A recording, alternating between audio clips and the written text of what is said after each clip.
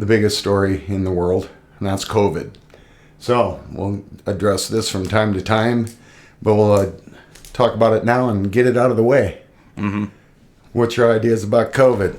Well, COVID is a deadly disease, not just for what's normally talked about, but I truly think COVID is a disease of, like, big numbers. Like, if large numbers of people don't vaccinate, if large numbers of people don't isolate, if large numbers of people don't just follow the rules, it doesn't matter what the guidance is. That all has to happen at the same time. Exactly, yeah. Yeah, and a little disclosure here. We've been in isolation for 260 plus days. From the first time that we heard that it might be a good idea to isolate, we locked her down. Mm-hmm. I just think that this disease is just something that people do need to work together with in order to survive, whether it's a small family group or larger as a nation. I think it's just, you can't just go out and be selfish right now. Right, it's one of those hang together or hang separately sort of things. Yeah, I guess.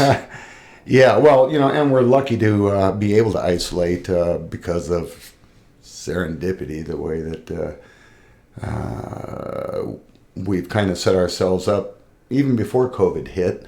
We've streamlined and downsized and got to living real trim for this. So in locking down, it wasn't that difficult for us. Well, we're homebodies anyway, but the thing is there were some right steps made. Not to get into too personals, but for example, a paid off house really goes a long way. It really goes a long way, yes, indeed. And I think it's one of those things where if you're constantly just outlaying money, even during the good times, if you're just not saving for a rainy days or a rainy year such as this, you're going to be in trouble. You do have to pay attention to your finances and live within your means if you're a wise person, because you can't live a champagne diet on a beer budget.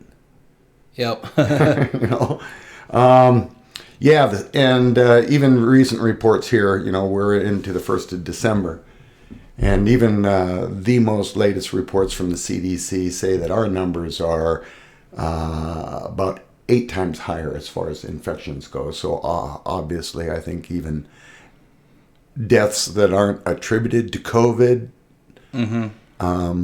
are a factor of COVID. Say that someone said to themselves, I'm so sick, but I'm not going to go to the hospital because of COVID.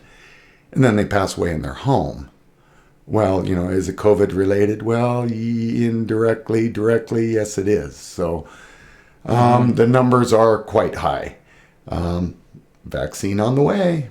They keep saying vaccine is on the way. Now, just so we know your point of view, I know your point of view. Now, but when you say the numbers are too high, do you mean that the numbers are literally too high for the country, or do you think that the numbers are fibbed in a way? Well, let me ask you that. The CDC says in all likelihood it's 8 times higher.